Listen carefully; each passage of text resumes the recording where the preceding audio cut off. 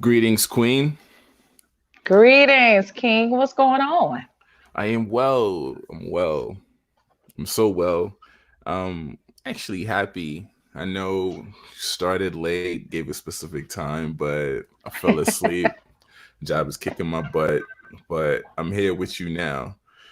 Yeah, How was your day? it was good, man. I got me some vitamins, some good old fashioned vitamin D. So, got me some nice sunshine today. Sat outside. So, to get some of that fresh air. That's beautiful. Yeah. That's really beautiful.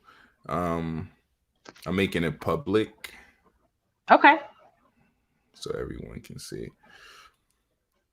Um, Sharing it in the group as well. Normally, I'm on my P's and Q's. I'm slipping today. No, you good, man. I'm slipping You are today. good. So slipping. So we have a great topic tonight, right? Oh, yeah, no doubt. We have a beautiful topic tonight. This whole time, I actually just recently figured out how to actually hurry up and do this thing. So I did it, and I felt like it would be pretty much a great topic for us, Okay. especially you, wise above your years, and you've been doing this before for me per se. So it's an honor. For those that's unaware, would you like to introduce yourself? Nobody can do it better than you. So Okay. I think I can do that. My name is Pashay Gibson, aka Sister Shay. And if you have my product, Pashay Butter Souffle, that's Shea Butter. But I am I am an artist, I'm a poet, I'm an entrepreneur. I I'm from the south side of the Chi-Town, South Side. If you with me, Chicago, yeah. Had to do that quick shout out real quick. And born and raised there before we moved to Louisiana. So been here ever since. Been performing for a really long time on platforms, just opening up for some great people. Uh, like I mentioned before when I was on with you and Rich, Maya Angelou, Outkast, uh, man, Confunction, the Barcades, just a plethora of people, but emceeing and hosting as well. So I'm a connector for the people, so I enjoy what I do. So that's just a little bit about me. okay, yeah, like Rich said, she can go for days. Um, so pretty much tonight the topic is the women of yesterday Hmm. compares to the women of today. Hmm. Within societies, we've been seeing a lot of bitterness amongst our younger generation Hmm. and generation of men now, and it's vice versa. And Right. sometimes when I see it, it affects me because I'm like, whoa, on one side I'm like, yo, I'm the dude. So most of the time when these females are speaking, I'm like, wait, that's not accurate. Then again, I'm like, where y'all getting the information from? Like, who's teaching y'all this information? And Wow. the more I actually speak to one or two females, I started to see that it's a pattern of past relationships. And Mm. it's a primary guy that has pretty much done the damage, and vice Right. versa, because you have to take accountability. Right. So let me ask you, what is it that is it something in particular as far as a question, or is it mannerisms that kind of, I mean, where you can see this start, evolving? Is it something in particular that you see that's like a red flag? It is all the above, Okay. right? We're so fixated on the separation and this Miss Independence format. And don't get me wrong, in no way, shape, or form am I against a strong and powerful female that's about whatever she desires, and Mm-hmm. standing on her own too and doing what she's supposed to do. Not against that. I love it. But within the same breath, certain mannerisms that females take up reflects the man without the energy of the man. And to me, it's distasteful because you cannot utilize one man to generalize all men. That's true. That's So as a queen that's, I don't want to say been around, but you're mature enough. You've been here. I'm pretty sure you have dealt with your fair share of kings, right? right. What is it that we're missing today in this generation versus your generation? Well, I can tell you this. It's I actually see both sides, and the reason why I can say that is for me, I grew up in a single parent household, right? And my mom was single. She divorced my stepdad when I was second grade, and single mom with 2 kids on the south side of Chicago was pretty tough. So I became very responsible at a really young age. Like, my mom had to leave me home when I was 10. My brother was 8.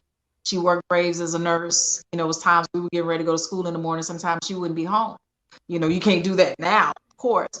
And I'm not gonna lie, because I had to become responsible at a young age, it kind of it was tough, because I knew I had to help my mom, but at the same time I really couldn't get, and then not have at that time, I was thinking that my stepdad was my real dad. That's a whole nother conversation, but I didn't know my real dad until I moved to Louisiana, right? Okay. And so but that huge responsibility, being independent and being responsible at such a young age, you end up having like this chip on your shoulder, and it's like, oh, you're mad at the world. But it wasn't until I moved to Louisiana with my grandmother, she kind of softened that blow for me, where I could actually be a teenager. You know what I'm saying?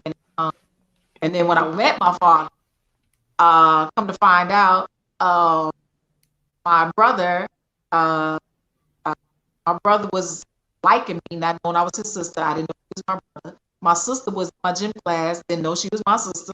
You know what I'm saying? Right. So then some random dude say, "Oh, you look just like your brother Tony." It's a small town, and I was like, "What I'm saying?" I'm like, "My brother's name is Eddie. I don't know what you're talking about." I mean, so I end up having like a lot of bitterness, and they come to find out, shoot, my dad had 10 kids, 8 baby mamas. He had 4 women pregnant at one time. I'm the baby of the 4. You know what I'm saying? So it was, yeah. So it was a lot that I had to work with, and try not to, put this off on a brother, but I can say this, and not to pat myself on the shoulder, on my back or nothing like that, but I can honestly say I'm the only poet I know that does not have a male bashing poem. I can say that. Wow. Yeah. I know a lot of sisters, they'll get on that mic, man, and they'll smother a brother to smithereens. You know what I'm saying? But I refuse to do that. And the reason why is because no matter what I've been through, I've never dated every single man in this whole wide world. I've never encountered every single brother in this whole wide world. So I cannot and will not put them all in the same box. Would not do it. You come into the door in a relationship, and I'm gonna give you trust because you're coming in. I can't put anything on you that you have not done. And I think that's where a lot of sisters are missing the mark, because you act just like this dude and this, that, and other. You can't do that, until they prove you wrong. then you can start making a judgment call. You can't go by what anybody say. You can't go by this person's upbringing. If you're going to bring them into your life, then you have to bring them into your life fairly. And you have to come, I mean, you have to come in on an even keel, period. You just can't off the rip just like rip a brother and put them in this box. And you got to give a person a chance. If they're taking a chance with you, you got to give them a chance too. But you just can't put all brothers in the same box. And I get it, you know, single mom, you know, struggling, you know, she may, you know, my mom didn't have dudes running in and out. She just didn't do that, you know, but, you know, other sisters, you know, whose moms, they may not have been that fortunate. And I get it, you know, people got to live, they got to do their hustle, however they do their hustle. And I'm not knocking anybody, but at the end of the day, you still have sound mind and body to make the right decision, but you cannot, and please don't. I get it, but you can't put all my brothers in the same box. I still, you know, I put every single brother, when I see, and this is me too, whenever I go like to a store, you got dudes hanging out, you know, the little corner store, whatever, gas station, and you know, it's always some brothers hanging out outside doing their thing, sagging, whatever. You know what I do? I see him, I say, hey, how you doing, King? Oh, hey, how you doing? You know what they do is they start putting their pants up. I address them as king. I still see you as a king, even though you may not even see that royalty within yourself. I still see you as a king, so I'm gonna address you as such. So, yeah. It's funny and amazing that you actually state that, because we mostly have that automatic perception within our brains.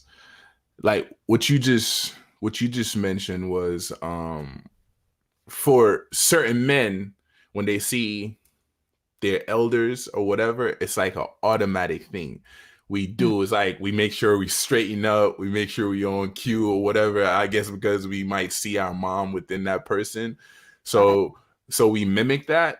And also for me, I've started to study people's body language, and the thing that I've there's some beautiful females, right?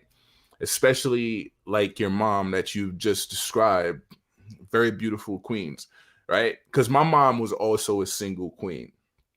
You know, the construction worker. I've never really seen men floating back and forth within the house until she got married, right? Because you know she takes her religion serious, and she don't play that. And you know, my mom's like 6 feet too. Like she was like, she had us scared as hell. she Yeah. she didn't play that. Yeah. But within the beginning, I wasn't raised by her. I was born in Jamaica, so she had to come to the state and pretty much set the table for us. So she left me with another mother figure, R.I.P. to Carol. She was even stricter, like, you know, and she taught me everything that I knew, you know. Up to this day, I still don't know my father, but I always replaced him with older male figures around me, so they taught me so much, right? So I wasn't, for a while, I was kind of bitter towards my mom or whatever you like. We used to bump heads. You know, I didn't look at her as my actual biological mom. I look at Carol as my biological mom, you know, but I've grown to see what it is about my mom that makes her my mom and what she represents. She's a strong woman, and everything she desires or needs, she goes for it, you know, and I cannot take that away from her. And I started seeing everybody's mom drop out around them. So I'm like, yo, my mom is getting more mature. It's time to put certain things aside and start enjoying the moments, you know. But within that, as the relationship got greater, I started to analyze certain queens. And then when I started analyzing these queens, I started to realize, like, these queens are actually hurt. So half the thing that they're saying out their mouth is not accurate. And they're depicting us by that one relationship. You know, Well, I've been in relationships, and certain female do this well. They play the victim and they don't hold themselves accountable. Not saying I was perfect in those relationships, because I have had a lot of growing to do. You know, especially where I'm at now is the grown up version of me. I'm still growing pretty much, but they take out that bitterness on the next man based on their past relationship, and that's not cool at all. Yeah. And yeah, because they're not healed. They're not healed. And here's the thing, uh, just like any other sister out there, no matter what your age is, or what the age of the sister, the queen is we all have the same story. We've all had bad relationships one time or another, where somebody cheated on us, where somebody just disappeared on us, where we weren't enough, or we we put so much on that brother because of past ills in relationships, that just like, you know what, I give up. You're never happy. I can't fulfill this need. And for me, my growing pain for myself was that, when I started having these crazy failed relationships, and at one time I was like, hold up, wait a minute, I need to check myself, because the common denominator at that point was me. So when I started looking at, relationships that I was in, what happened, let me see, how can I learn from it? And don't get me wrong, it doesn't happen overnight, but you start recognizing stuff. You start recognizing stuff kind of a little bit more quick. And so let me tell you, I had a relationship. I got to tell you the story because it's funny, and I got to get it off my chest. Since we're here, right? So let me tell you, Yes. I was engaged, right? Okay. I was engaged. I was living in Atlanta at the time, and this brother lived in Sacramento, California. So I uprooted Atlanta, and I drove all the way in my little 1990 Toyota Corolla all the way to Sacramento, California, right? And so we were, in this relationship. Here's the thing.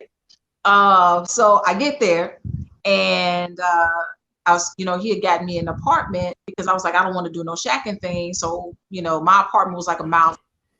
Well, the apartment wasn't ready. It was a new apartment complex, right? So, so I had to stay there with him, and then I really realized I really don't like this dude. But that's what it is. So I was trying to work it out. So, so I look at stuff. I pay attention when people don't think I'm paying attention. So I was in this kitchen, getting ready to cook. And I was like, something wrong with your stove? Is your stove broke? And because let me tell you, he had taken all the knobs off the stove and all the eyes off the stove, right? So he was like, no, it's not broke. I said, well, where your stuff at? It's in a drawer. I was like, why is it in a drawer? Because that's how I clean my stove. I said, so let me get this right. So when I gotta cook, I gotta look front, right, back, left. I gotta figure it out. And so I thought it was funny because I'm silly, like, don't get my laugh for free, right? And so he got mad because I questioned him. So, and since he was mad, that made it more funny for me because you really got to know my background, and that was funny to me. So if I know you mad, I might laugh more. So so that was over. I cooked the meal. It was all of that, whatever. So I'm just gonna ask you a question. I'm just real. Well, we share right That's now, cool. right? We're So very vulnerable in here. It's we're, cool. we're, we're very vulnerable right now. Can you see it in my face? Yeah. So look, pajamas, right? People wear pajamas. Some people don't. So if you wore pajamas, where would you keep your pajamas? If I wear pajamas, where I keep it? Yeah, Wow. what would you keep? Either When you're not wearing them, where do you keep them? I would keep them in the dresser drawer. In a dresser drawer. Some people hang them up on a hook. Yeah. Right? That's normal. That's normal, right? Yeah. Okay. So look. So we get ready to go to bed, and I asked him. I said, "Hey, look, what side of bed do you sleep on?" He said, "I sleep on this side." I said, "Okay, no problem." And so so I'm getting ready to get in bed, and so I pulled the sheets back, and I hollered because the pajamas was laid in the bed like a white chalk outline in the bed like this. Can you see? It was like this. It was a white, and I jumped because I was like, he had made the bed up, and I said, why are they closed? Why are they closed? I can't make this up. I said, why are they closed in the bed? That dude said they bed closed. Boy, look at here. I died. You hear me? I died, and the dude was so upset. And the more angry he got, the more tears came out my eyes, and I could not stop. I could not stop laughing. So I'm telling you, I can't make this up. So needless to say, it was not lasting because it was a whole bunch of other stuff that came with it and all of that. I ended up moving back to Louisiana, but long story short, this dude right here kind of took me through some stuff during that very short period of time. And that lesson was so, the best lessons are the bought ones, the ones you got to pay for, like really pay for. And so from that lesson, I wouldn't date a dude that looked like, walked like, talked like, dressed like, drove a car like that dude. He couldn't. I mean, I'm telling you, because if I could just see it, I'm like, I didn't even want to even chance it. And it's but it was that energy and that spirit. I could just see it, I could feel it. He was retired military. He had this aura about himself. He was very arrogant and just all types of stuff. Me and arrogant dudes don't get along.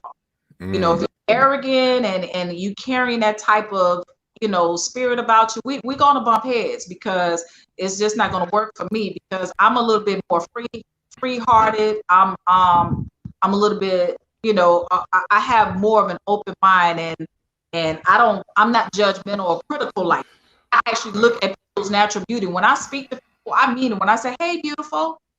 Hey, King, how you doing? What's up, sister? How you doing? Girl, I love your hair. I am notorious for complimenting people, and I don't mind. People I don't know, no matter what race, nationality, whatever you got going on, if it's something that you have going on, I'm a person that's going to give compliments. But, but that was, I had to set off, yeah. So that was your first trauma. Well, not first trauma, but that was traumatizing and funny at the same time. Okay, and I see what you're saying. Like some men have some certain principle ethics about them. But the thing that gets me as well, and we fail in this regard, is that we tend to give somebody our all. Right? Because we don't know what that love is or can't even recognize that love. So we put everything on that person, right? Versus giving ourselves that love. So when that person leaves, we're depressed. Now we're hurt. Now our heart is broken. But it should be the opposite. That person's love should be an extra added attribute to what you already have for yourself, because once you have that love within yourself, you don't have to judge, you don't have to apply conditions to the relationship, and that's what made my relationship go awry, because I didn't have no one to teach me what it was to actually love. But man, I was in love. Man, I was foolish, and it's like, you get that automatic liking. You started dating that person for like 1 year, 2 year, 3 year, 4 year, and then that person just like shattered your heart. They cheated on you, right?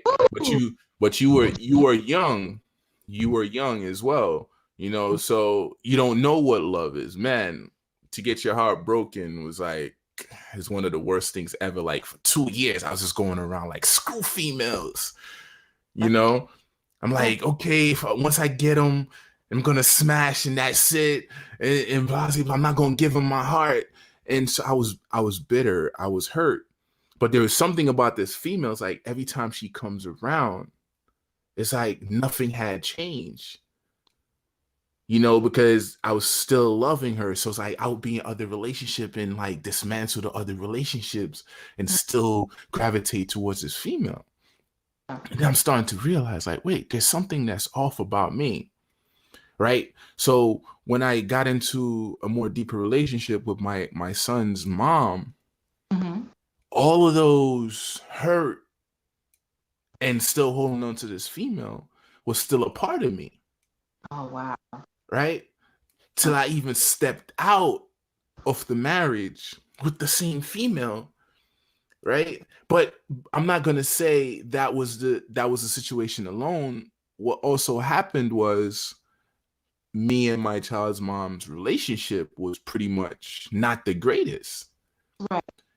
Because I've never been a dad before. Like, nobody ever taught me how to be a dad. I thought a man only work, provide, and that was it. I didn't know the woman needs the attention, especially when they just have a new child. They're trying to recover, their organs is going back together, and I needed to help out with that child as well.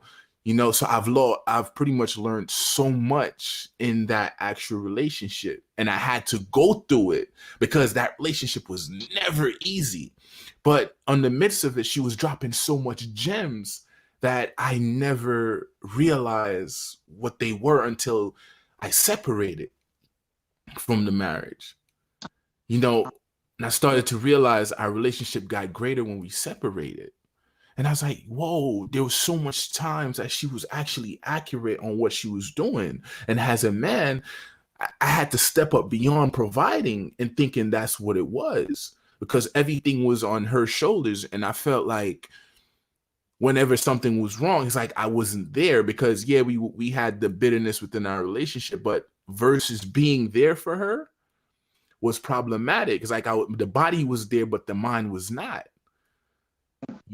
and not being around that person, I started learning, like, whoa, I missed the friendship.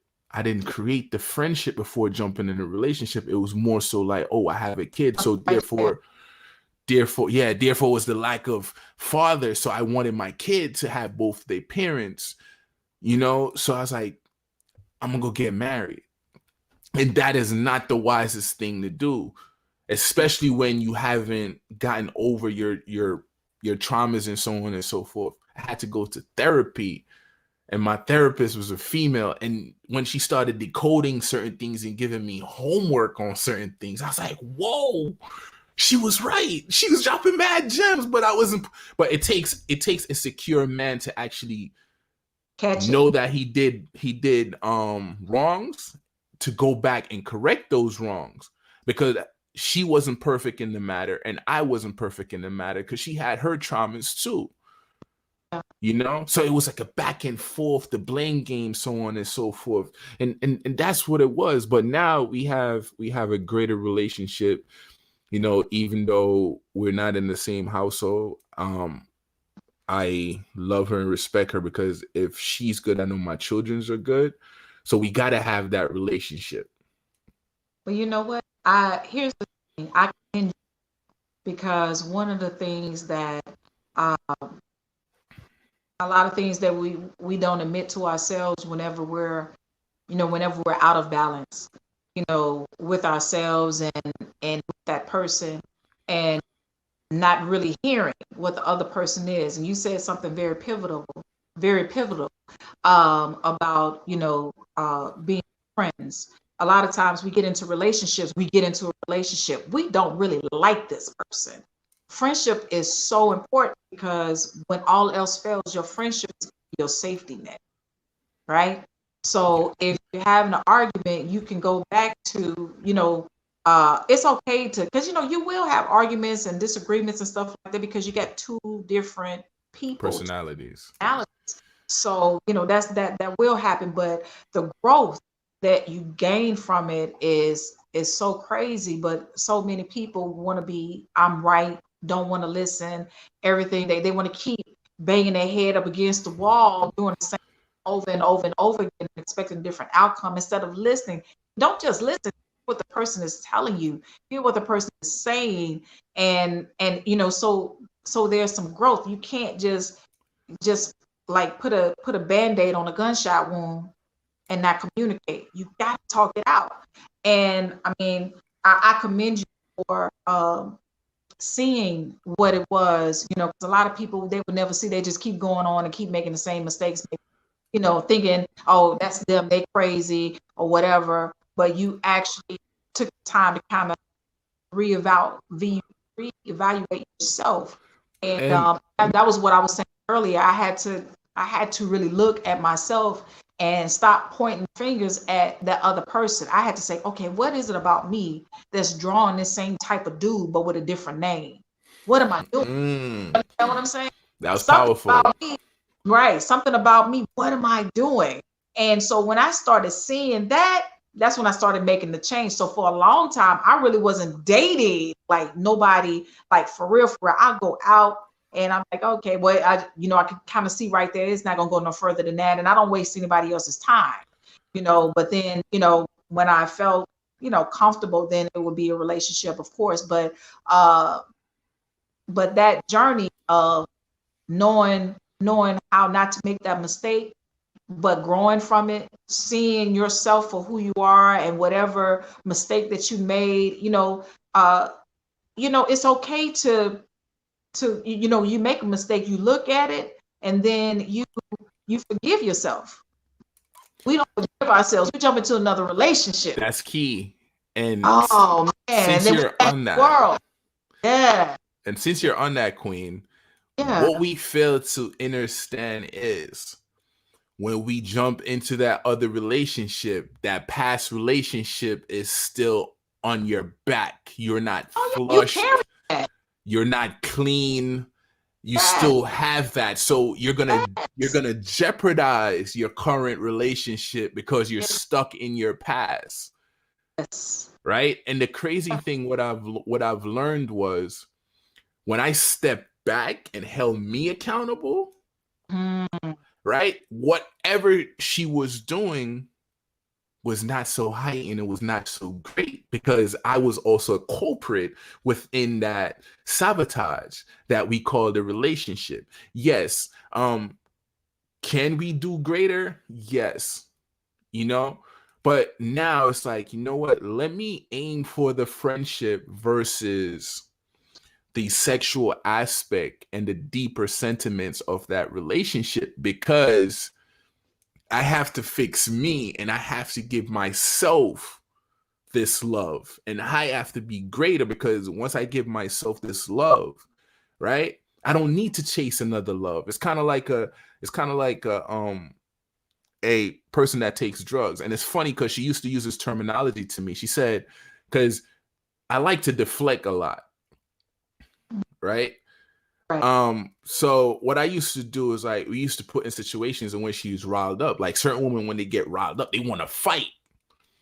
Y'all strong as hell when y'all get in that mood. So, so when she wanted to fight, I always end up on the back end of getting a cut or bleeding, right? And that's toxic beyond whatever, but it was also my fault.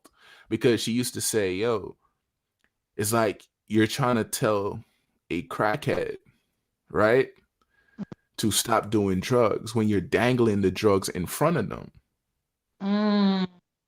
So it's like you're mad at me and all you want me to do is walk away, but me not giving up and I see something greater in you. I'm like, is that the only way you know how to respond? But I'm the one triggering her. So the best bet as a man is to walk away versus staying there. So me staying there amplifying the situation. Right.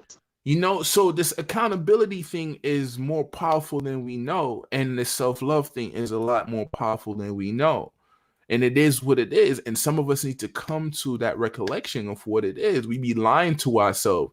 And question for you is, why is it that women create the type of man that they desire within their mind, but that's not the type of man in front of you?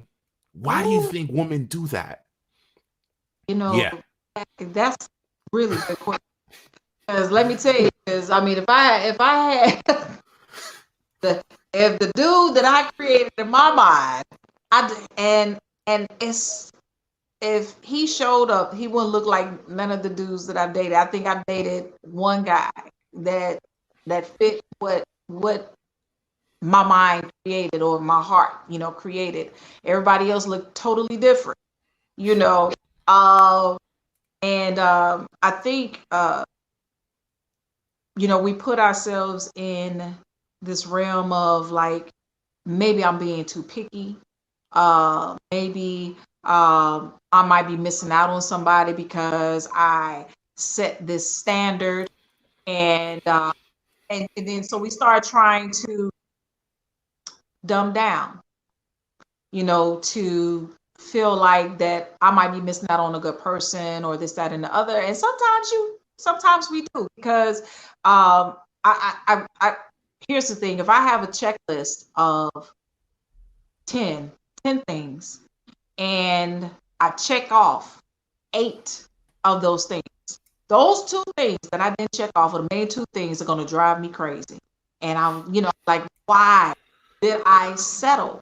And I think a lot of times, we as women, you guys, we outnumber you guys like 15-1, sisters, brothers. And 18-1. so, because see, everybody want y'all. Everybody want y'all. White women, black women, Hispanic women, Asian women, white men, black men, Hispanic men, everybody wants y'all. Y'all hot commodity. So we gotta, as queens, we gotta compete with all of that. So we almost feel like, maybe if I let this brother pass, that I might not get a chance again. And that's not necessarily so, but we put ourselves behind the 8 ball because we don't have a lot of brothers like yourself that's out there that can actually learn from the mistakes that they've done and past ills and things like that. We don't have a lot of those. We don't have a lot of kings that's like that, so we try to. You remember that store called Build a Bear Workshop? Yes, Queen. Well, we try to build a man workshop. We try to piece them together. He got this, the other dude got that. We try to put it and try to work. Okay. So it doesn't necessarily work out that way, because eventually, because we don't love ourselves enough to know that if we have to wait, we can wait. We don't take that time in between men to learn the lessons from previous breakups, previous episodes of cheating, fighting, arguing, disagreements. We don't take that time. And then once that's done, we got to sit with ourselves and we got to really look at ourselves. Okay, what is going on? What do I need to change? How can I change it so I can draw the right people to me? So if that means you have to take a hiatus for some time, a year or so, then do it. But we don't want to do that. We feel like, oh, I'm so lonely. I got to have somebody, and I think I should. And technically that means no. The creator's like, just chill for a moment, love on yourself a whole lot. So that way your light changes, your energy changes, so you could draw the right people. And but I mean, for me, just that learning curve is something, and you have to be able to know how to gauge it. You have to be able to know where to make the shift, how to make the shift. How do I go inward? How do I take this time to not make the same mistake that I made before? And then here's the thing: when you jump out there, now you're mad at the dude and you blaming him for something you did because you didn't wait. He wasn't ready for you. You wasn't ready for him. Neither one of y'all were good for nobody, but y'all try to put this thing together. I'm witnessing that right now, but just witnessing that, with several, people that I know. It's just, just chill for a second. It's okay to be alone. I mean, is it easy? No, it's not easy. It's tough, but learn to love on yourself a whole lot more, and just take that time to get to know who you are. What is it really that you like? What is it really that you will not accept? One of my pet peeves is I can't do a brother that smoke. you know, that's, yeah, you know, I can't do it. You know, I grew up around smoke all my life. My mom smoked, you know, and everything, but that's not something I want to be able to kiss you, but I don't want to kiss no cigarettes. You Yeah, know I what I'm saying? can't do a Right, queen that do that either. right. You know, then you got that little line you live from, Yeah. that, no, that ain't cute. What? So that's topical, but I'm just using that as a reference. But if you have something that that is unacceptable and you accept it, you're already behind the eight ball. And the crazy thing too, like what most queens and most men fail to understand is that the bitterness is not of the other person. The bitterness is of you because you lack that love. You haven't studied you long enough. You don't know your dislikes and your likes. You don't know, you don't have a moral compass. You don't have that code to say, you know what? Because when you truly love yourself, queen, it's gonna be like, I love me so much. I'm not gonna put that food in my stomach. I love me so much. I'm not gonna let you change my energy. I love me so much. Out of respect, I won't argue with you. Because of me. And we have to put ourselves on a pedestal versus putting someone else on a pedestal and not expecting a long fall. Because people are people, Right. right? And the thing is, sometimes we look for perfection, forgetting that the perfection is you, right? Yes. But within the same notion, we're reflecting every single thing around us. So as men, we have this thing where it's like when we chase certain things, Mm-hmm. right? It's like we have more strength for the woman versus for the men within our society, right? It's like, I'm gonna take it there. So it's like we have this, most of us, we have this white man complex, right? Where we try to keep up with the Joneses and we don't know who the Joneses are, right? We keep this false narrative because per se they're the standard. So we base our relationship off of the pictures and scripts that they have created in society for us, right? And think that's what a relationship is versus seeing that a relationship is the opportunity for two mature individuals to come together and know that they have fault, right? And they're going to work within those fault to make each other greater. It's like a puzzle. You have the other half, I have the other half, and it's scrambled, But if I come in that relationship with these conditions, I'm going to lay certain things on you that is not of you. Mm-hmm. And I'm gonna have a judgment mentality. It's cool to say, I was raised like this, so your clean versus my clean is two different type of clean, but understand whatever you see and you want, you have to put in the energy to make it greater. And you have to see that queen within yourself as being great versus looking at all her wrongs. And that's where we fall short. And to my sisters that don't get this, you got to start working on you. Question, though. Why do females settle for wants instead of needs? Because, go ahead. I'm going to leave it at that. Why y'all settle for wants versus what y'all really need? I got you on the ropes.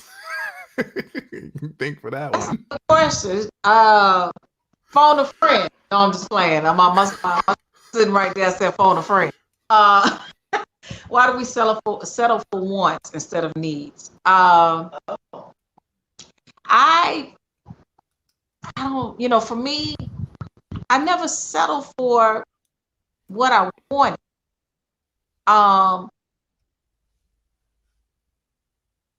In some cases, okay, I tell you, I lie. I fall back. I fall back. I get it. So good.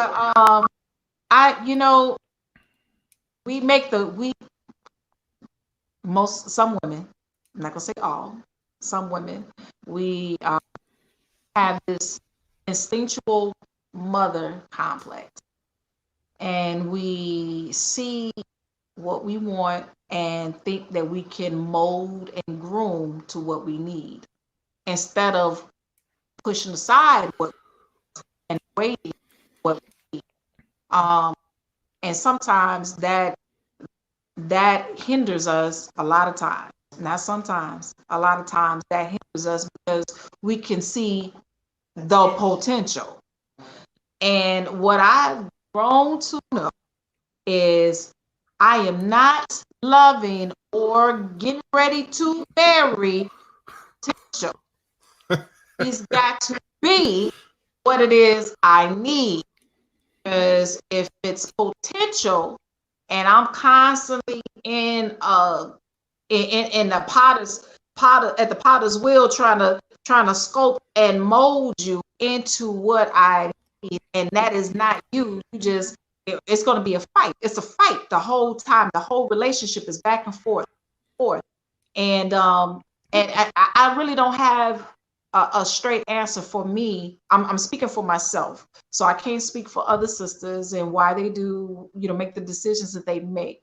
But for me, I just felt like that I can see this person's potential, and if I stay diligent and stay relevant in this person's life to get them to trust me, to guide you on the path that I feel like that you should be on. And that's not it's not gonna work. It's gonna blow up in my face as it has every single time. So yeah. And my sister friend said I concur. It's we wanna nurture that potential. And technically, brother, you've got to be what I need at the moment you step to me in order for me to go at it any further. I can't look at potential no more. I'm like, oh yeah, oh, he's starting his bit. He looked like, oh yeah, I could work with that girl. He said he about Okay, but the thing for yeah, me though, because we're not whole. Come on over here, girl. Get in the camera. All right. She about to come sit next to me. She said, because we're in that hole. This is my sister here. Come on, okay, sit down. fine. That's fine. Yeah, That's fine. I love it. Hi. Hi, Queen. Hi, Queen. How are you? How are you? I'm feeling. I'm well. It's a pleasure. Yeah. There you go. I can see you. There you go. We can see you. But the thing is, it's cool. The potential thing is cool, but we fail on that potential part as men, because most women expect us to read minds. We haven't gotten to that point yet, versus stating how they truly feel, right? And you can't know what you want if you've never seen what it can be like, right? So that picture you create in your head is false, because that same energy you're pushing towards that man, you're not pushing it towards yourself, because you're putting everything into this man and you're forgetting to put that love into yourself. You're making that man that priority, forgetting that, okay, you're going to keep feeding him, but what happened to you? You need to feed too, because now you're getting skinny. Yeah. It's trying to carry that weight uphill, knowing I'm weak. I don't have the strength to do it. That's pretty much what it is. And I agree. I have my personal experience.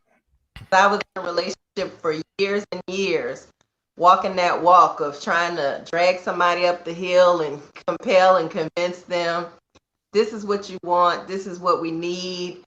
And it blew up in my face. I invested a lot of time and was completely depleted. And they still went and did what they wanted to do in the beginning anyway. So it's just a matter of, when we're not whole as people, and when we haven't had the example of seeing how our parents live, or haven't had the example of healthy relationships, we mess up. And so we reach out to people and we start off on the wrong foot. We're trying to fill voids.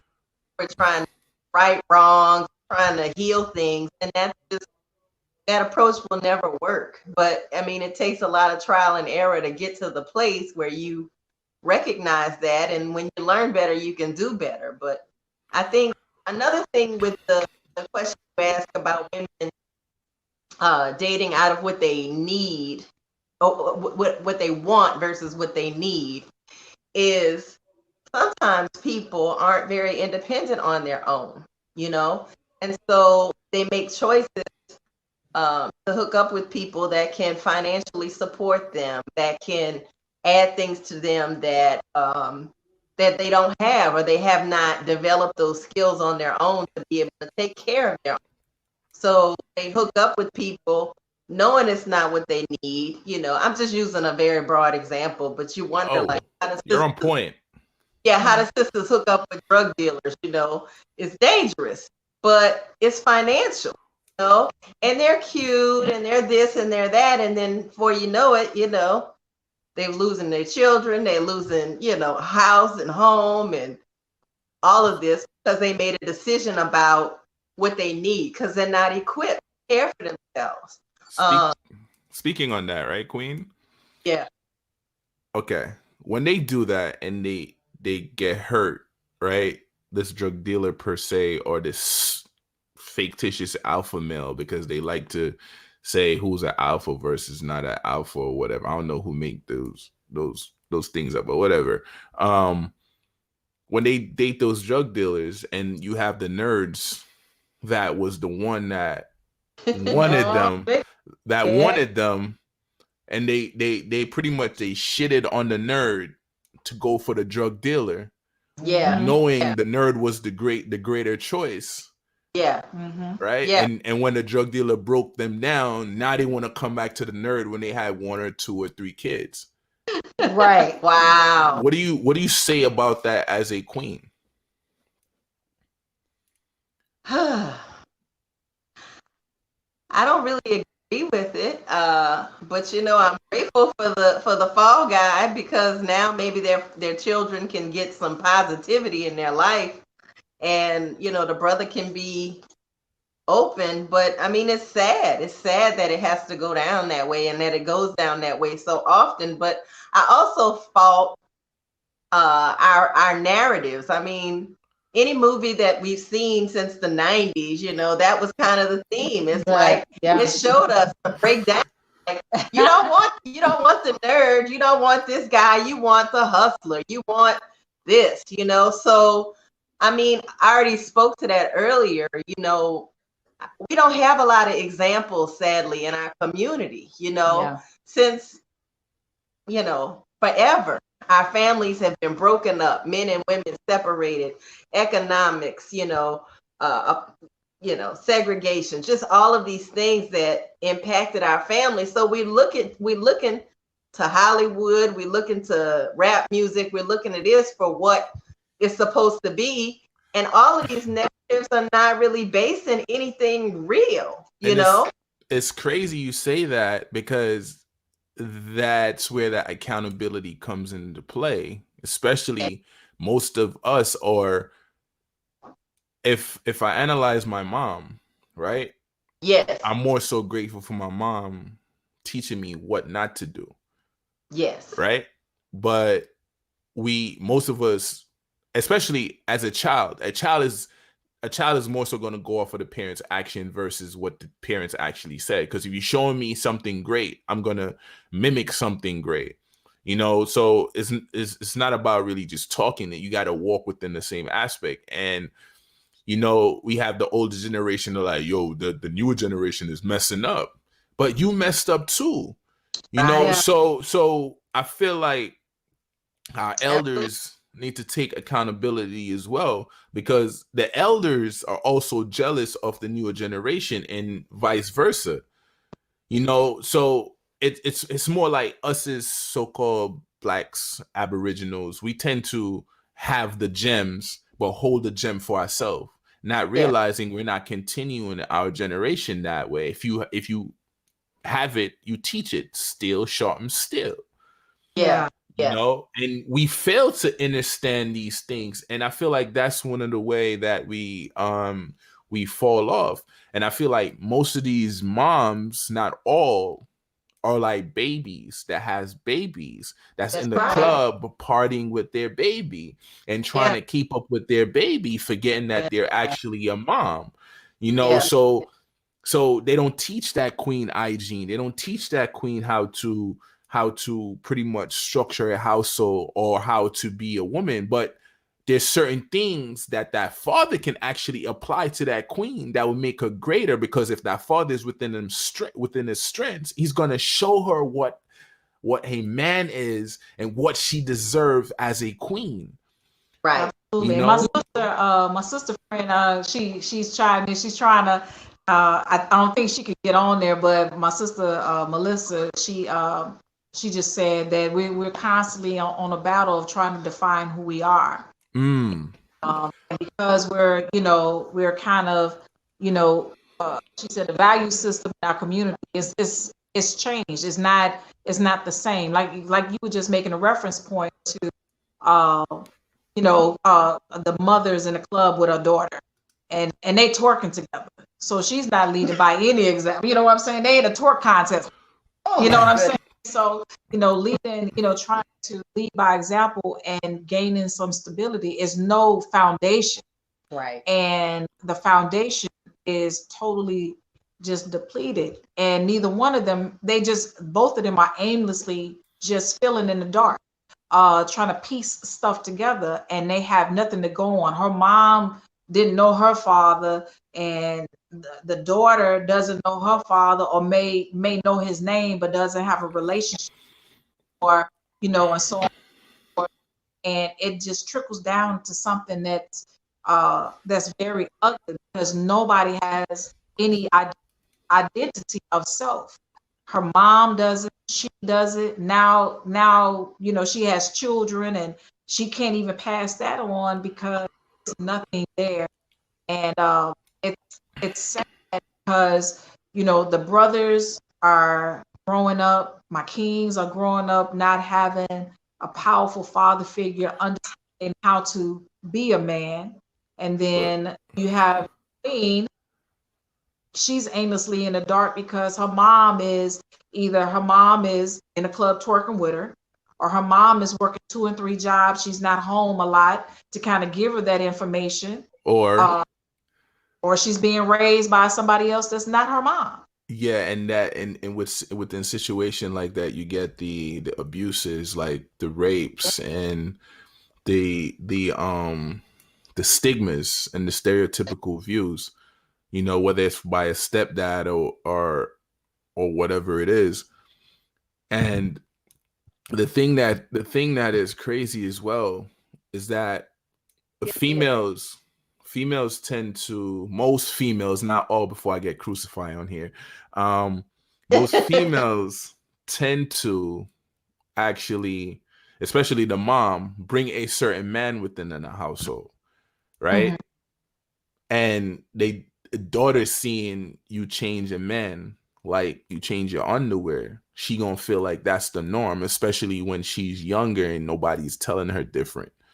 Absolutely. No, because you have young queens with no guidance. I'm sorry, I call them young succubuses, because most women is what make men into what they are, and they don't see that, because when a queen is too fast and she's pulling up on a younger male and she's acting a certain way, she's now creating a certain stigma.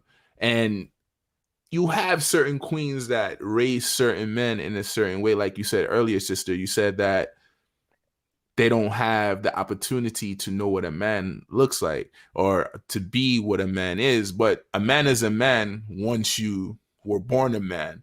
But those lessons we fail to obtain in our life coming forward. So what I'm going to say to you is, right, knowing that not all men or what or what most women are referring to are not the way they paint them. What do you say to the brothers that genuinely love queens out here and really want to see queens elevate, but fail to get a fair shake because they're being judged? due to I past have my relationships. volume. Can you hear me? Yeah, I can hear you clear. You can? Yes, I Man, can. your volume went down. So give it to me again. And you know what? Let me see if I need to let me put my Bluetooth back in because your volume just went all the way down. Oh wow, really? Um If I can get you back in my ear, give me just a second. oh, mic is up. You can hear me? Can you hear me? Yeah, I can hear you. I can hear you. Now you're not in my ear. I I'm don't know not what's in I'm not going in your on. ear. Okay, I'm just gonna have to lean in. Okay, give it to me again. What I'm saying is, what do you say about the gentlemen that genuinely love these queens? I'm gonna turn up my mic so maybe you can hear me better. That I genuinely love these queens and want to see the greatness for these queens, but due to her inability, never get a fair shake. That's put within the stereotypical views of every other man. Hmm. Well, I one uh, is not fair. Uh, it and it happens more often than we would like to admit because it's so many good brothers that's out there, so many good kings out there. They really have a genuine heart to want to love, to want to be a provide, to want to love, to want to provide, to want to be a good husband, to want to be a good father. Um, Even if they're coming in to be a surrogate father, stepfather, um, and they have a heart for it. But you have a lady who has been burned so many times. She can't trust. She, she knows that he's a good man, but she doesn't know how to approach it because she doesn't know who she is.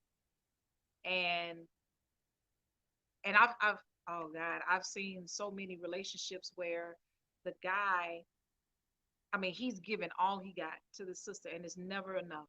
It's never enough, and it's like it's almost like good people can never navigate to each other.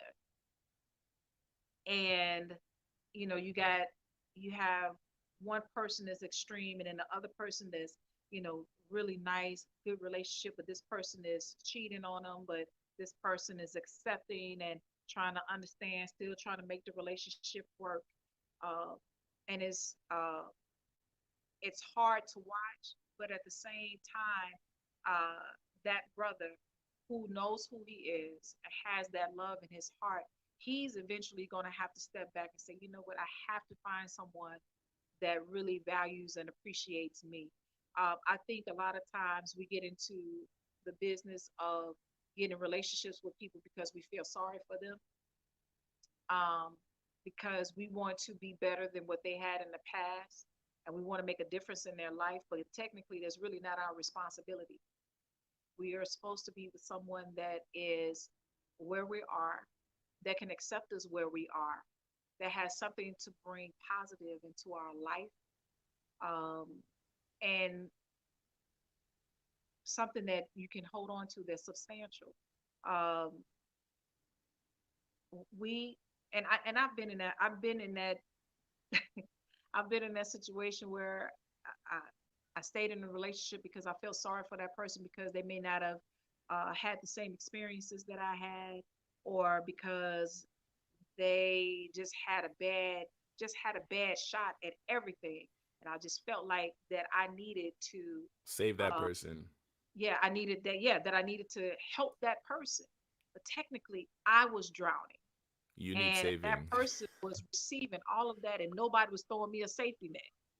You know what I'm saying? So that that brother who has that love to give, and the sister that's not receiving it, it's almost like the king is going to have to back up and say, you know what, I'm gonna have to charge this to the game. I'm gonna have to go back and reset myself. Same thing with the sister. Now I'm speaking to myself now. Same thing to the sister that's done the same thing. It's time for me to sit back and reset and reevaluate myself and love on me, because that person is not going to give me what I need. No matter how many times I forgive, forget, and accept back into my life, it's still not going to work. You're still going to be that same person. And it goes back Can't to save no one. it That's goes that's the back to problem. your You got to save. happiness. We I'm can't sorry. save. Yeah. No, go ahead. I'm sorry.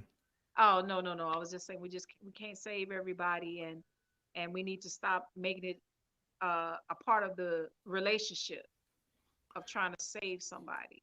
We can't do that. We That person has to come to us with what we need, who we need in our lives. They can't come with bits and pieces and fragments of what we desire, but they have to be what we need. And Yeah. to my queens, you have to actually look and see what that brother is showing you. Yeah. The body, once it's comfortable, always go back into its primary form. Yeah.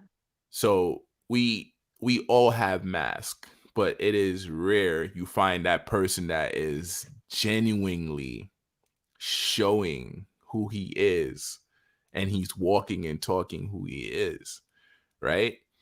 Mm-hmm. And us as men, we feel like we're supposed to dominate, I'm sorry, dominate the relationship, right? Mm-hmm. Because we feel like we know it all, and oh, once we provide, that's it. No, that's not it. Because in certain moments, we're not only providers. If a man is within his true balance, he's more than a provider. Mm-hmm. You know, he goes from a provider to a protector.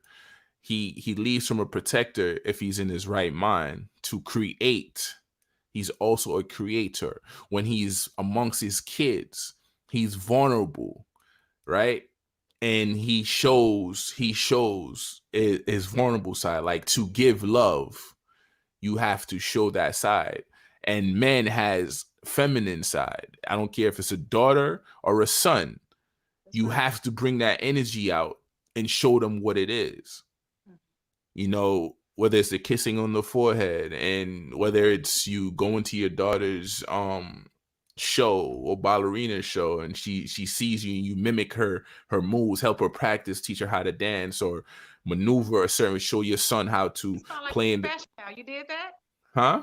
No, I have Yep. a daughter. I don't have a daughter. I've Yep. seen brothers Oh, do that. I was about to But say, but it sounded like you would be good at it if you did. I did it to my sons. Like, I was at their show, fixing their suits, teaching them how to walk, to have that bop about them, you know, show them about that swag, and show them that I support them. You know, when we go places, I'm a guide, right? So being a guide, it's not for me to pretty much put all my fears and all my situation on my children. They're the newer generation. So I'm supposed to guide them into what they're gonna be within themselves. But at the same time, I teach them how to be them, you know? And most parents is like, hey, I'm your parent, so it's what I say goes, and blah, blah, blah. But you're not giving me what I need to succeed, because within the same notion, you don't know finance. You never taught me finance. All you showing me is debt. You don't teach me how to be an entrepreneur. You don't teach me how to elevate beyond the point of where I am. You teach me how to work for other people. Like, oh, you go to school and get your education and do that. You didn't teach me that education um didn't stop at school or getting a certificate, because education is a daily thing. You continue it. Those are things that we fail to teach our children, because we don't know as well, Right. right? And that bitterness, whether it's a woman or a man, we pass from ourselves to our children. Yeah. You know, we're unaware of those things.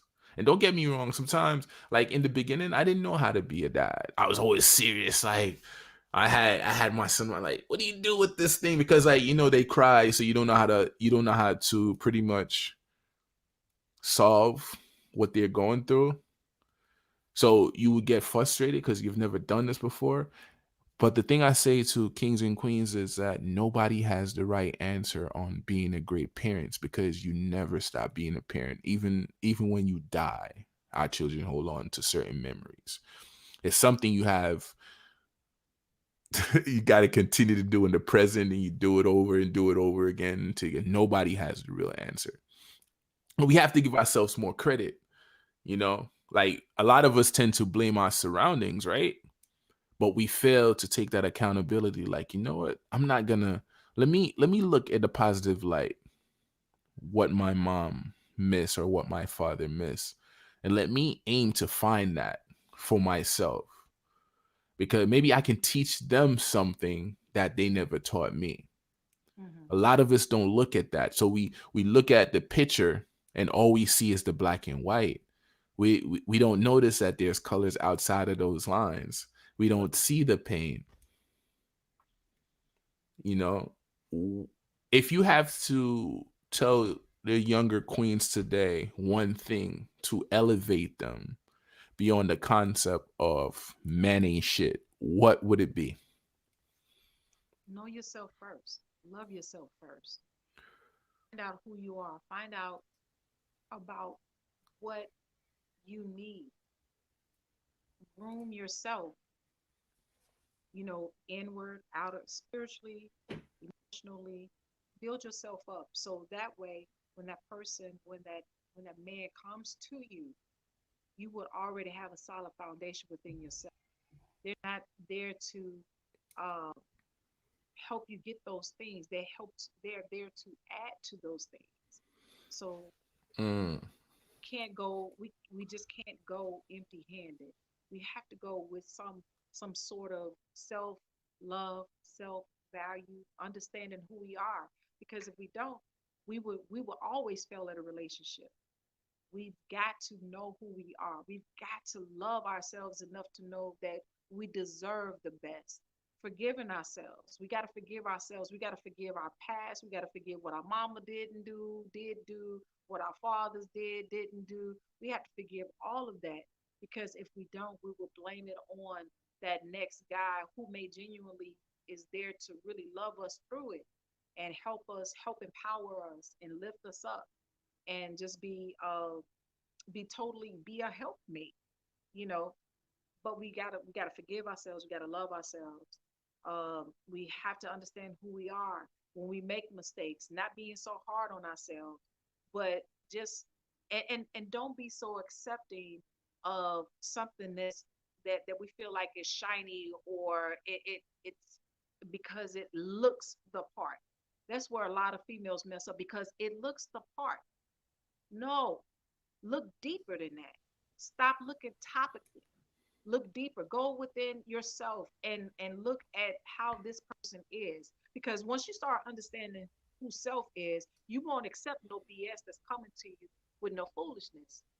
But once you know who you are, I mean, it can't. It just it's so easy as hard, because we don't want to look at ourselves sometimes. How many times, uh, uh, a woman would sit there and look in the mirror? How long can you stare at yourself in the mirror? Can you say I love me on a daily basis? A lot of women can't even look at themselves in the mirror long enough. They'll put their makeup on, but they never look at themselves in the eye. Never look themselves in the eye. Why is that? What do you see? What are you not seeing?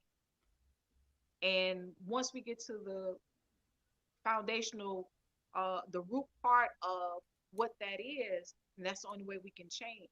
But we got to forgive ourselves. Yeah, we all made some jacked up mistakes. We probably take a whole bunch of stuff to our grave, a whole lot of stuff that nobody else in this world would ever know.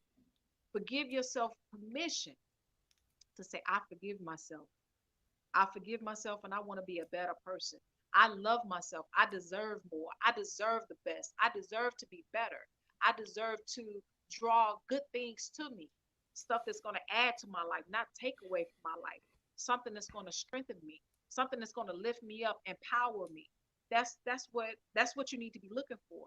But before you look for that, you got to find it in yourself, and you got to keep you know keep making yourself better. So okay, you in off season right now, you're not dating right now, cool. Well, right now, everybody's kind of they in their own spaces and all this type of stuff. Read some books, do some self meditation. Like I said on the other one. We in, so let's go in. So that means go inward. But tell you, I one year, about 5 years ago, I took a master class that Iyanla Van Zant gave, and it was called Forgive Yourself. And I took that class, and I had a lot of anger.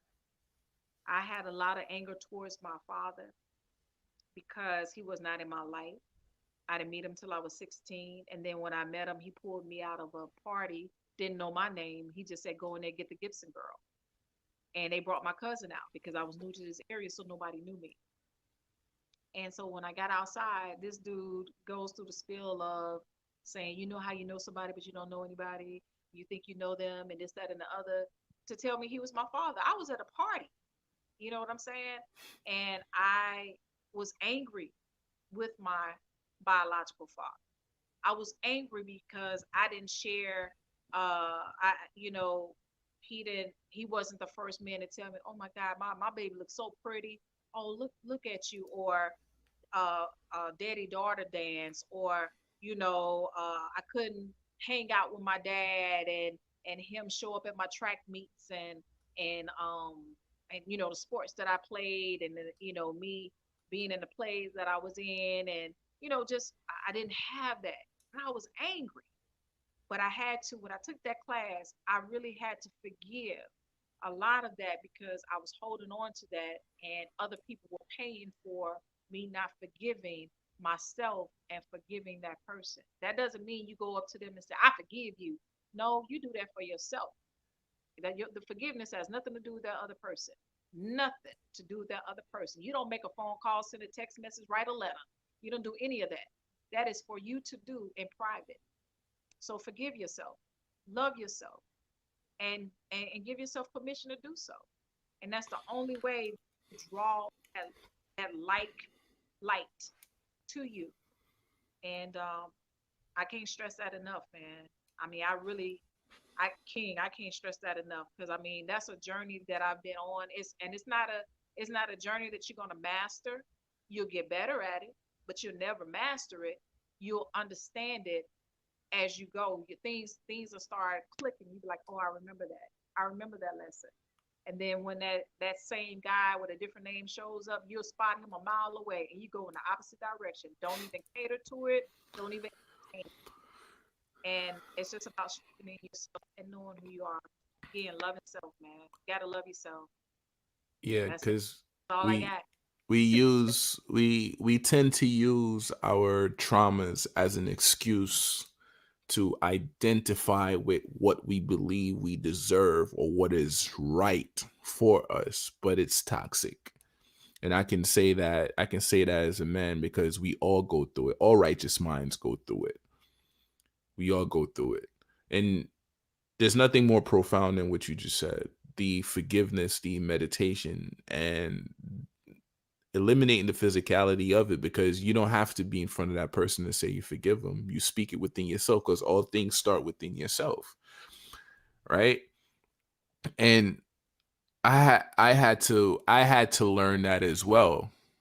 I had to learn that.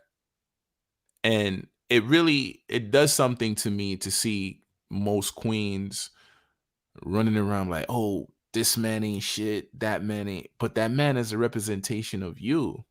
You're not seeing that. He represents you. I understand that you feel like you're separate from the men, but life was given by a man, and a queen, which is the earth, bears that life as well.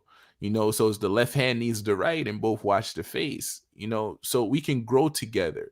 And I feel like more queens need to talk to more men before they go in a relationship, especially older males, and pick their brain. Because I used to pick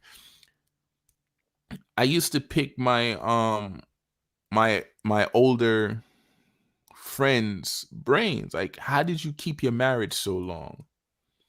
You know, like, how did you keep your marriage so long, and what worked for you? And what you came to find out is that everybody go through something. It's the will to pretty much elevate beyond it. So they don't look at that person with a judgmental eye. You're like, you know what? Regardless of the so-called flaws that this woman have or whatever, she still brings elevation to my life. So we have to look at that too, you know. And some of us will have that good woman or have that great dude and walk away to go get scraps when we deserve a gourmet meal, because a lot of us feel like we're undeserving as well. What do you what do you say about that? Well, I mean, and I totally agree with what you were saying. Everything is everything is trying to find a balance, and we miss the mark sometimes. But I believe as we're growing, everything just starts kind of drawing right back to itself, drawing right back to each other. Um, but if we're out of balance, everything else will be. Um, but I think for me, my balance is I don't mind taking that time. Some people um, they can't stand being alone. I've been there. I've been there quite several, uh, way more than I care to count. But it's all good because it was growth, and I knew that if I didn't find my balance, that I was really gonna lose myself. I didn't want to lose myself.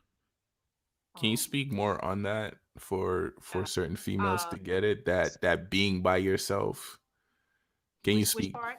the being by yourself? Can you speak more on Yeah. what it is, the concept Being of by being my by yourself? yeah. Basically just kind of as as they say now, doing me and loving me and taking time out to uh go places. When I say go places, I'm a poet, so I travel a lot. So it worked for me because it will be I would go to my performances out of state, go see my family. I don't have any children, right? So it is nothing for me to get in my car and go somewhere. All anybody that's listening right now that are my friends, they know I will blaze the highway in a minute. But that's therapeutic for me. That's therapeutic for me. I would get on the road and I would just go. And I would take that time. I would enjoy the event that I was going to, the family that I was going to see, the friends that I was going to see. If I was going to the beach and hanging out with my sister, out there in Pensacola, Florida, all of that was therapeutic for me, and it was growing me. So uh, being alone doesn't mean just cooped up in the house and just don't do anything, don't talk on the phone. No, you use that time. You read, you talk to friends, and you visit with friends. You talk to friends that's going to encourage you. You surround yourself with people that are positive. You read things that are positive. Don't have a lot of negativity in your ear while you in your this part of where you're in isolation to groom yourself to grow. I mean, you just take the time. But so many of us, oh man, we can't stand to be by ourselves for a good day. The next day, we making a phone call. You know what I'm saying? We making a phone call. What you doing? No, what you doing? Yeah, I mean, I got some I got some hey, you seen this new show on Netflix? Oh, okay, well, I'll bring some wine. You know, next thing you know, you don't got hooked up, and you were doing good, but you made that phone call. Oh, don't let a song come on that bring back some memories, you know, and I'm maybe make guilty a of phone that. call. You did that before, haven't you? Yeah, I'm guilty.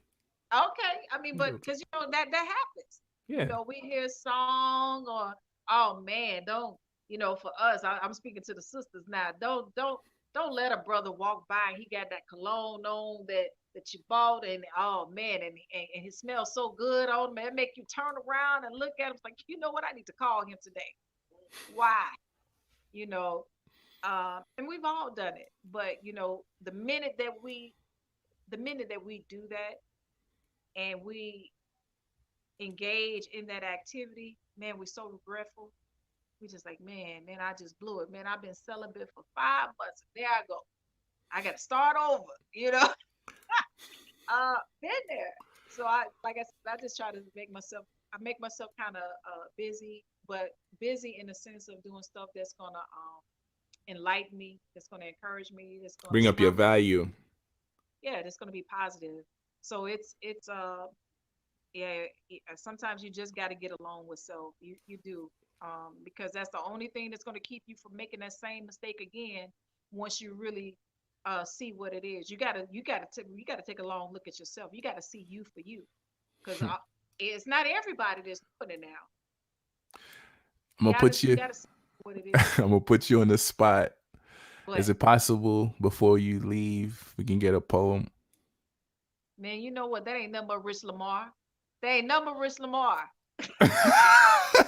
No. I saw it in the thread today. Oh, Rich he mentioned that. He Lamar. mentioned that earlier. Yeah.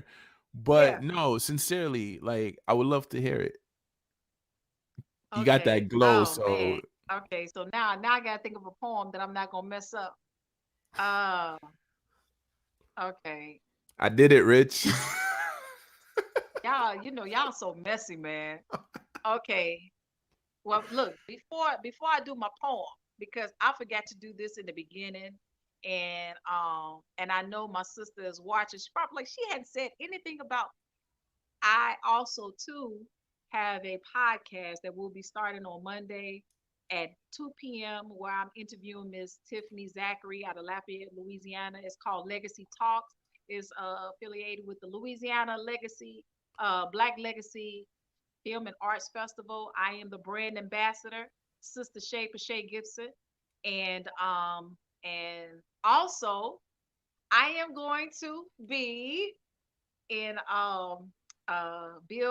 Bill Summers. If y'all don't know who he is, y'all check him out. He's a legend.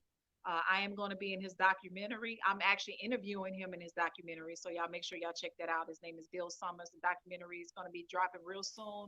You'll see it on my page on Shay Gibson's page, as well as the Louisiana Black Legacy Film and Arts Festival page as well. And it's Legacy Talks. Check out your girl Monday at 2 p.m. Bam. Had to do that real quick before I do my Nice. poem. We was gonna get you. We was gonna get you to do that before you leave anyway, but you already did it. There's nothing more beautiful. Go Yeah. ahead, knock them out. Yeah. So let me see. I'm trying to think. What you in the mood for, man? That No, would Queen, determine which Queen, poem I'm Queen. It's your world, Queen. Whatever you my grace us world. with is beauty. I'm happy to have you. Let's go. Let me see. All right. I'm just gonna come out the box. I'm just gonna do something. This is a poem that I used to do back in the day. For people who didn't think young people think I don't have no skills, but it's just letting you know, I might be a little vintage, just a little bit. Just a little Can't bit. tell though. Yeah, thank you. That's that Pache souffle. Aye, there she go. You better stop. You better stop. This piece is called What? And this is the piece that Rich was talking about in the thread earlier. So this is it. So I got to get into character now. So y'all pull this one out on me. Rich is dirty, man. Don't let him use you like that. He has nothing to do with this. I really, as a creator, I really wanted to get that from you because I feel like it would just resonate so much with what we've been talking about. So it's fine. Go ahead. Well, look, let me go ahead and give this disclaimer. It has nothing to do with what we've been talking about today. It's fine. It's fine. It's fine. Okay. All right. Here I go. Hold on. Let me take a sip of water. Hold on. Come on, you've been doing this for a while. I know you're not nervous. Rich, you know I'm gonna get you. She gonna get you. All right. This piece is called What?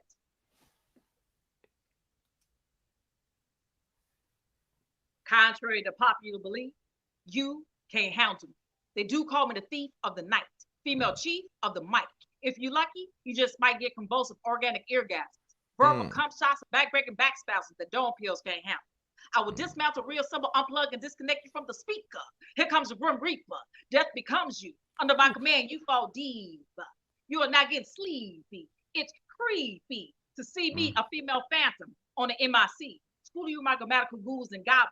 Make you nod your head so hard that you look like you're bobbing for cock. And I don't stop. Send your body into psycholyrical overload. Now you're out cold. And me, I'm out of control. Words I download, bold lyrics I unfold. Baby, I glow gold. Grab a hold of me, sweet pea, because I'm the Sister Shay a la mode you need. Initially, Pache is a poetic poet, program of physical passion and psychological poetry, penetrate player psyche for prostituting pronouns like a promiscuous psychedelic parliament pimp. It's all in my dip, player. Played out punks can face phenomenal phonics, pinpoint perfection, pleasure pleasing to perverted ears like perverse photocopy peekaboo panties. They can't stand me. I'm Lady Passion, the ultimate pen push to pimp, a players. Pass the page the prose of poetry across pieces of paper, promote prolific forms of zero prescription for the painkiller. I get in ya. Middle name, Latrice. I'm a lean, lucent library, a lucrative literary machine, spitting Listerine, cool and refreshing, lashing and licking lyrics like a good love, lyrical lust, lure your libido into sexy lingerie, luscious lips of lip gloss luster, whispering licorice lullabies. I tried to liberate level-headed learners with legitimate language, locking your soul into limbo. Can you feel my flow? Lazy loopholes limit like a daisy for losers. Yet I live to lift my lyrical voice of liberty, illuminate life for love's luxury. I produce so many lipids and lyrical libation, you would need liposuction. Gibson is grammatically gifted, getting you lifted into good lyrics. Skidmore, skill specialist, speaking into sexy sentences. Shaking them, shocking them, rocking them. Oh man, I'm the female version of Rakim. What? Wow, I And think it goes I'm down like that.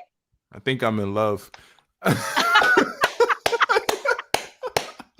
Wow. Wow. I love it. Rich, I'm getting you, bruh. I'm I gonna get love you. it. I love it. I love it. I love it. I swear that was beautiful. That was Thank you. beautiful.